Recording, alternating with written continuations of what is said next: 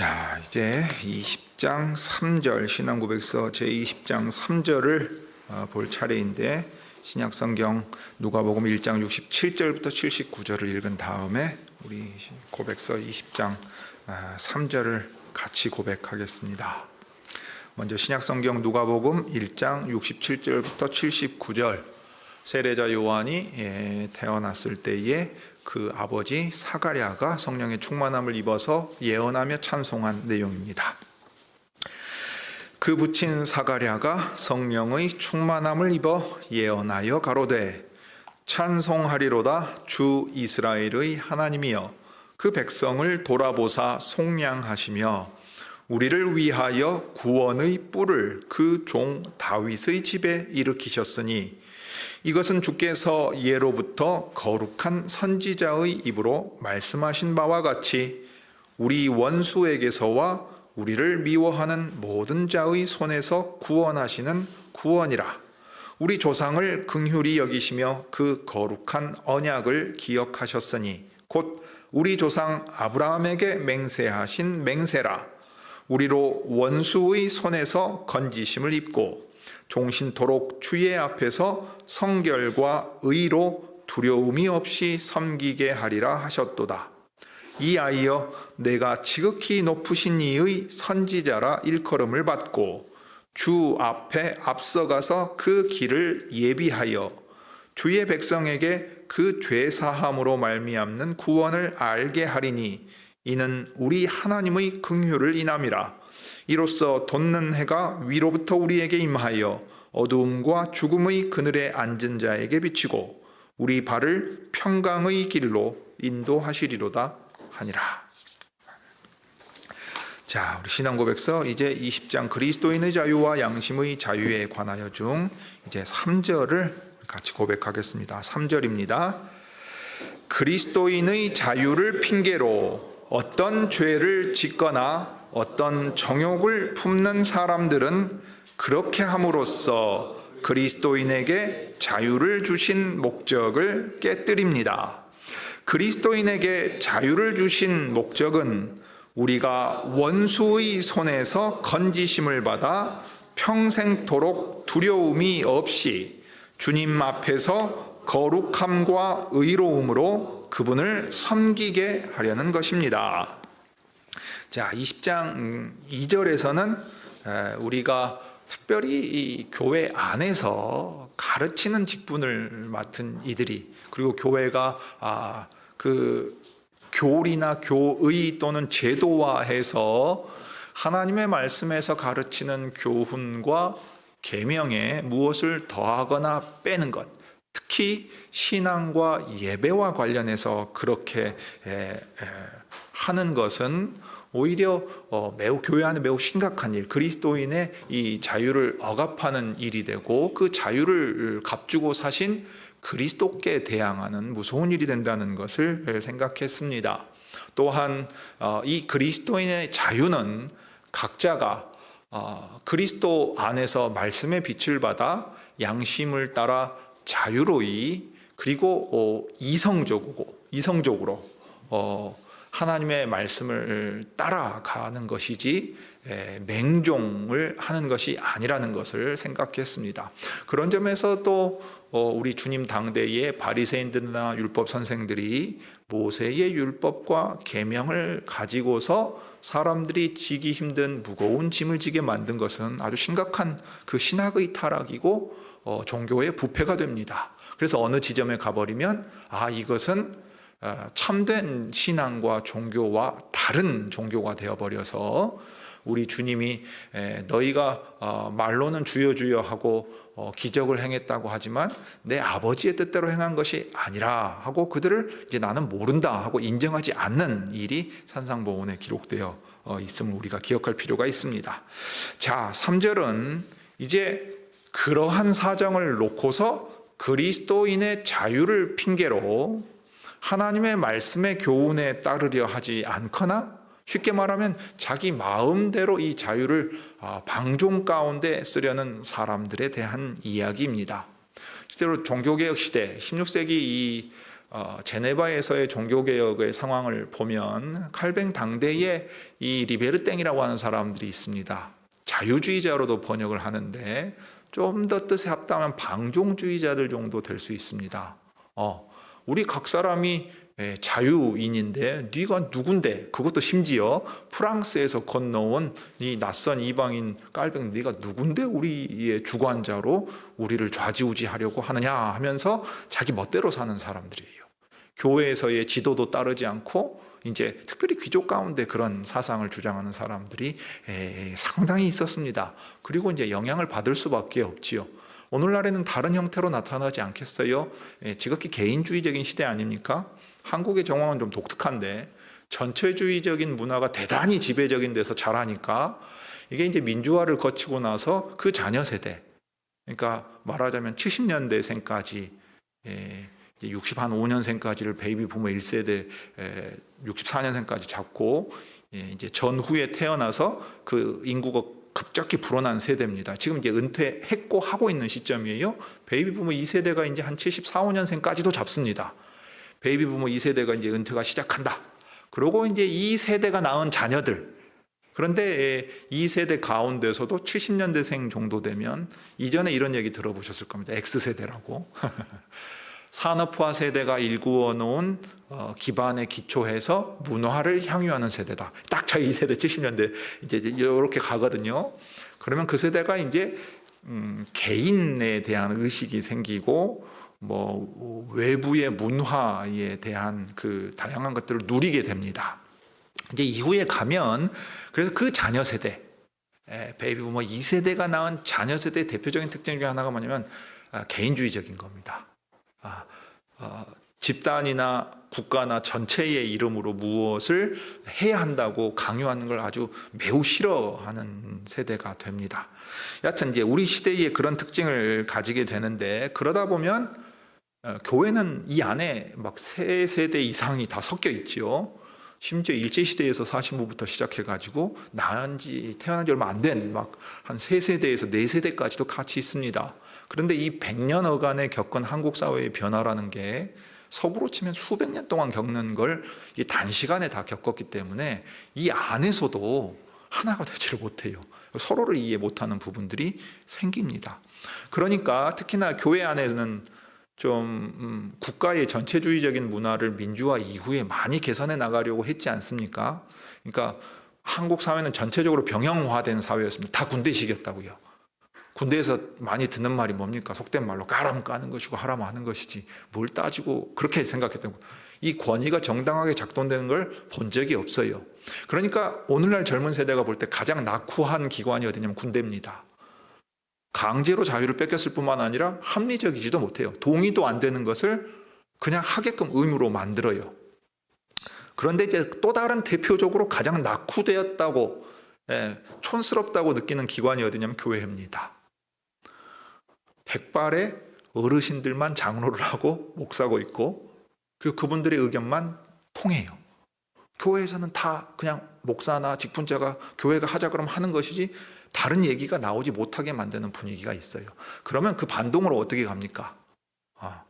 그런 교회의 조직과 분위기를 아예 거부해 버립니다. 아예 거부해 버려요. 그 다음에 신앙에 있어서도 그렇습니다. 하나님의 말씀의 권위에 정당하게 순복한다 하는 것을 본 적이 없어요. 왜냐하면 사람의 권위가 오용되고 남용되니까 권위 자체에 대해서 매우 부정적입니다. 근데 역설적으로 이제 자신이 신뢰하고 의존할 어떤 권위를 다른 데서 찾지만 교회의 기존의 권위를 인정하지는 않아요.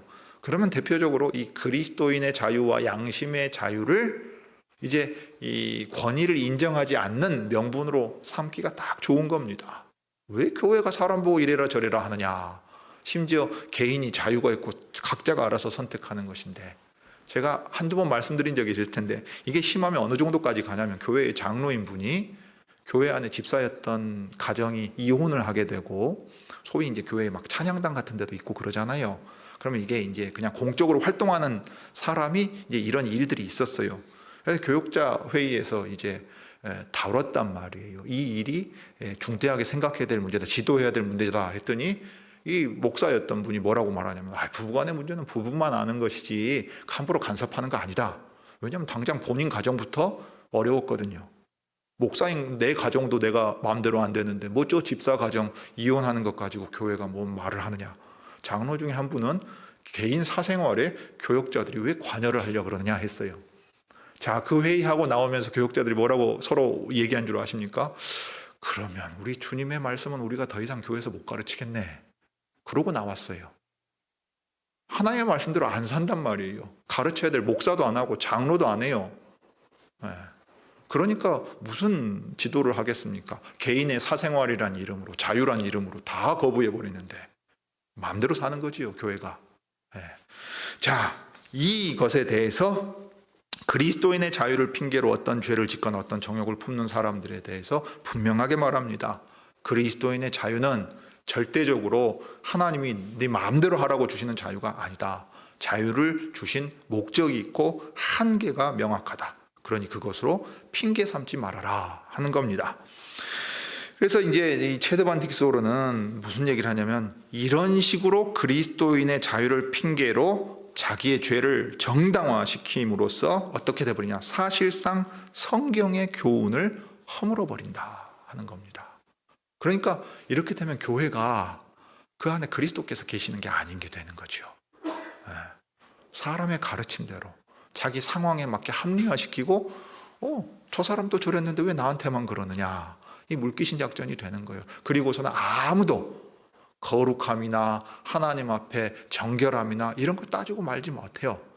그냥 사람들이 모여서 우리가 좋은 일을 하는 기관이 되는 거고 각자의 삶은 알아서 사는 것이다 하고 가게 됩니다. 자, 그렇지만 우리 신앙고백서 3절은 그리스도인에게 자유를 주신 목적이 있고 그 목적을 각자가 그리스도인의 자유와 양심의 자유를 핑계로 깨뜨려서는 안 된다 하고 말합니다.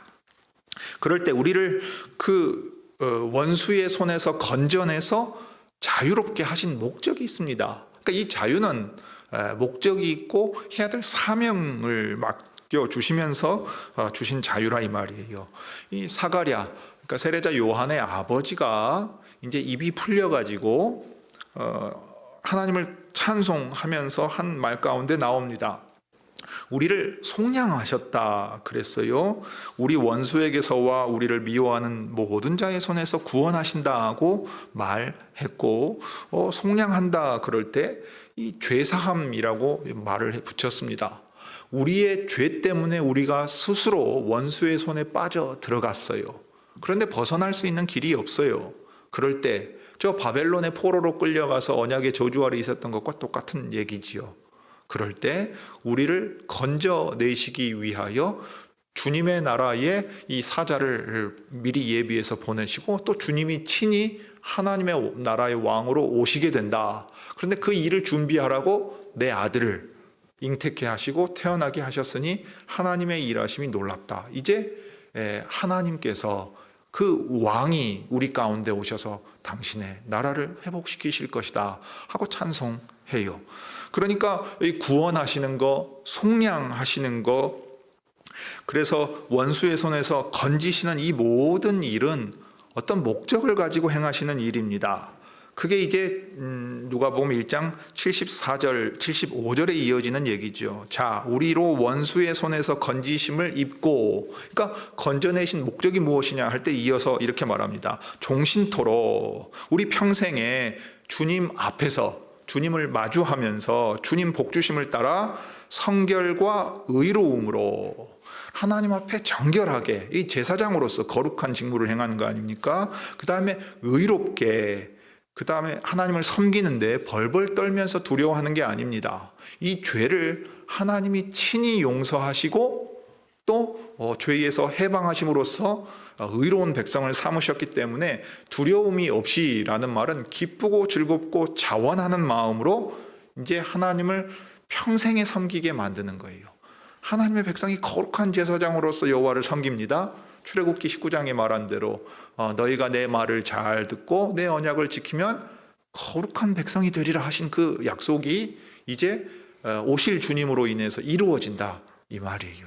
그러니 그 구원자를 너희 가운데 보내서 내가 무엇을 하려고 하느냐, 너희가 평생에 내 앞에 거룩한 제사장이 되어 나를 섬기고 세상에 거룩한 나라가 있음을 증거하라 세우는 일이다 했어요. 그러니 우리에게 주시는 자유는 내 원하는 대로 마음대로 살라는 게 아니고 그리스도를 보내서 우리를 구속하신 아버지의 뜻이 이 땅에서 이루어지도록 하나님을 섬기기 위하여 쓰라고 주신 자유인 겁니다. 그러니 이제 주의해야 할 것이 있겠지요. 갈라디아서 5장 13절이나 베드로가 이제 얘기하는 이야기들, 그다음에 특별히 경고와 권면의 형식으로 주는 말들에 주목할 필요가 있습니다. 너희가 자유를 위하여 부르심을 입었으나 그러나 그 자유로 육체의 기회를 삼지 말고 오직 사랑으로 서로 종노릇하라. 하나님을 섬기기 위하여 이 자유를 주셨을 때 이 자유로 말미암아 이 하나님 사랑이 구체적으로 무엇으로 증거됩니까? 열매 맺습니까?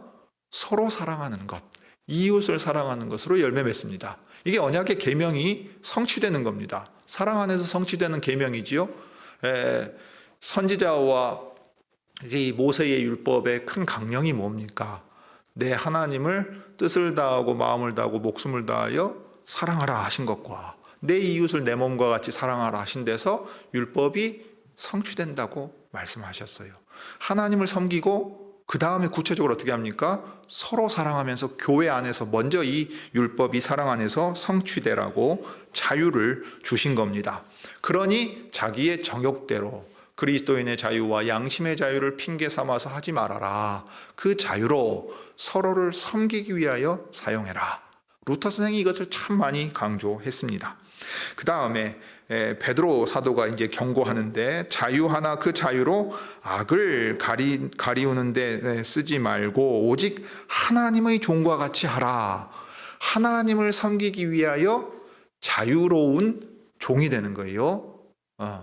내가 자원하여 스스로 종이 된다 이 말입니다. 이게 히브리 종의 윤리에서 우리가 배우는 바 아닙니까? 그 주인의 종으로 있는 것이 좋아서 자유를 얻었을지라도 그 집에 남고자 하면 귀를 딱 뚫어가지고 그 주인의 종이라는 것을 보여주었단 말이에요. 이게 그리스도 안에서 우리가 자유를 얻었으나 스스로 종이 되어서 하나님을 섬기고 이웃을 섬기는 것을 보여주는 예입니다.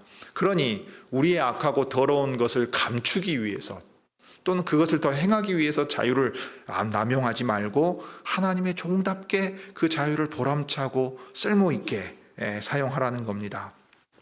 베드로는 계속 얘기합니다. 저희에게 자유를 준다 하여도 자기는 멸망의 종들이니 누구든지 진지하는 이긴 자의 종이 됨이라 했어요. 죄 가운데 넘어져서 죄의 종처럼 자유를 악용하고 남용해서 살아가는 사람들이 있다는 겁니다. 하나님의 백성들 안에도 있을 수 있어요.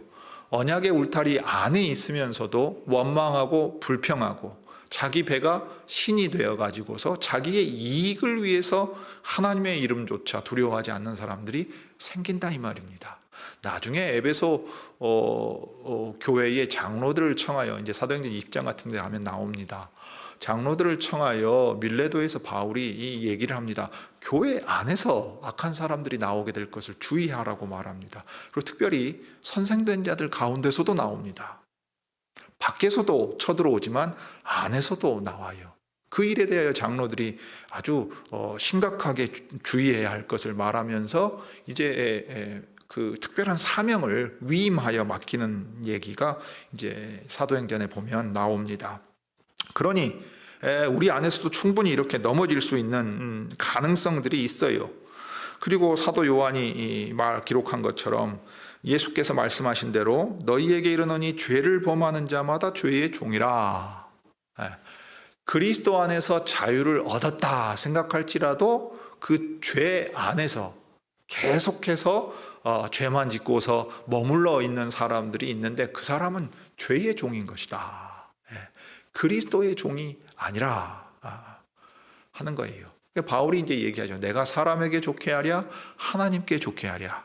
사람에게 좋게 한다면 내가 하나님의 종이 아니라 그 말을 한단 말이지요. 똑같습니다. 그러니 우리 주님께서 우리를 무엇을 위하여 부르고 계십니까? 무엇하라고 부르고 계십니까? 마태복음 11장에 보면 그 계시를 아버지의 택하신 사람들에게 주시는 것을 얘기하면서 지혜 있다 하는 사람들이 이 계시를 깨닫고 받지 못한 거 말합니다. 어린아이들이 받습니다. 그럴 때 아버지께 감사하면서 주님이 이렇게 부르십니다. 수고하고 무거운 짐진 자들아 다 내게로 오라. 내가 너희를 쉬게 하리라. 여러분, 이거는 기독교 신앙을 가지고 있지 않은 사람들도 이 말씀 참 좋아합니다. 그 예수라는 양반한테 가면 우리의 마음이 평안해진다네. 그런 식으로 이제 쓴단 말이지요. 그런데 이때 무거운 짐은 오늘 양심을 억압하여 사람의 교훈으로 가르치던 데서 해방되는 걸 1차적으로 뜻합니다. 바리새인들과 율법 선생들이 가르쳤던 그 율법의 짐에서 해방돼요.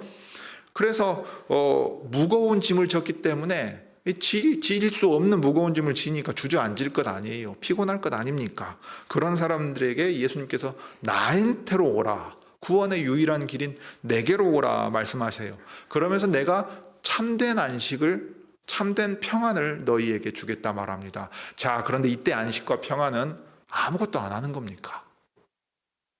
예수께서 내 대신 다 알아서 해주는 겁니까?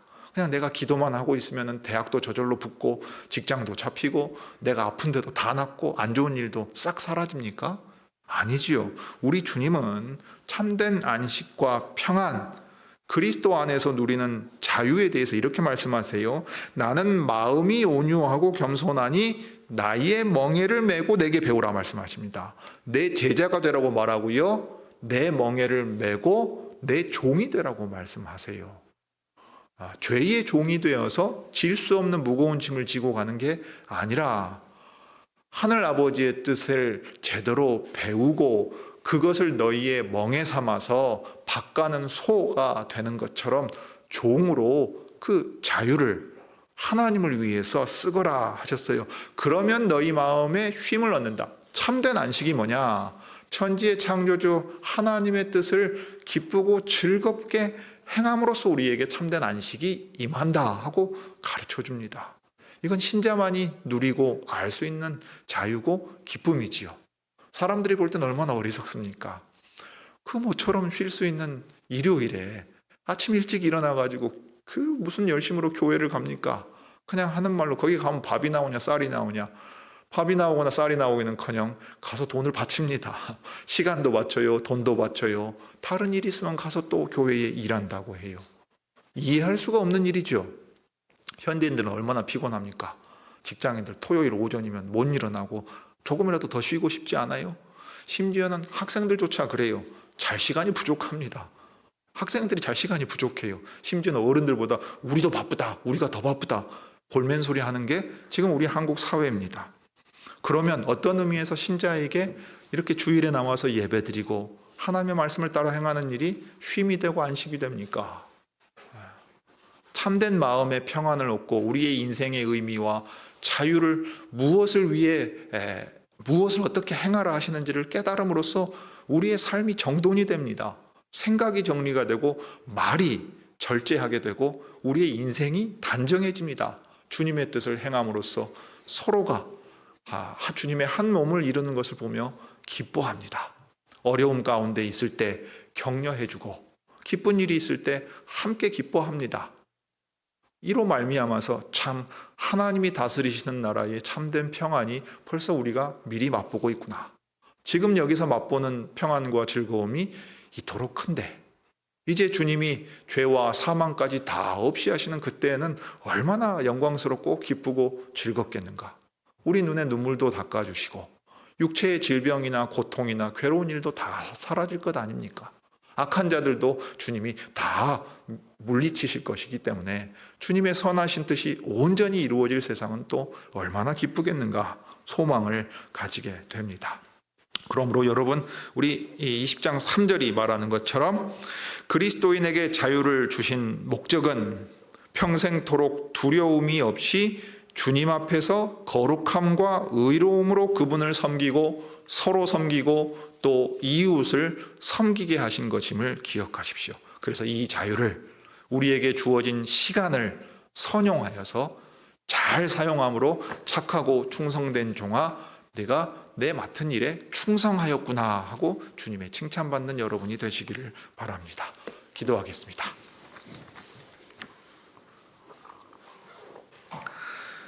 사랑이 많으신 하나님, 우리 아버지, 참으로 저희가 무슨 자질이 있고 무슨 자격이 있어서 저희들을 그리스도의 그 보배로운 피로 값주고 사시며 자유를 허락하사 하늘 아버지의 자녀들로서 이 땅에서 내 다스림과 내 사랑을 드러내라 하셨는지 저희는 항상 놀랄 수밖에 없습니다. 그리스도 안에서 베풀어 주신 은혜와 사랑이 얼마나 큰지요. 그러나 저희는 그 사랑과 은혜를 힘입어 얻은 자유를 자기의 육체의 정욕을 채워가는데 더 쓰기 일수인 사람들이요, 참으로 주 앞에 게으르고 또 연약한 자들인 것을 주님 앞에 고백하지 않을 수 없습니다. 주여, 우리로 주어진 시간과 주님 주신 자유를 귀히 여기고 하나님의 말씀을 즐겨 들으며 기쁨으로 우리 주님이 지게 하시는 십자가와 그 멍에를 메고 주님께 배우며 주님의 인도하심을 따라갈 수 있게 해 주옵소서. 그리하여 세상이 알지 못하는 참된 평안과 안식 가운데서 주님, 참으로 우리가 각 사람의 양심의 자유를 억압하지 않고 도리어 자원하여 즐거움 가운데 하나 되는 모습을 통해 그리스도께서, 거룩하신 하나님께서 다스리시던 나라가 교회의 형태로 존재하는 것을 또 증거하게 저희를 주장하여 주옵소서. 주 예수님의 이름으로 기도드립니다.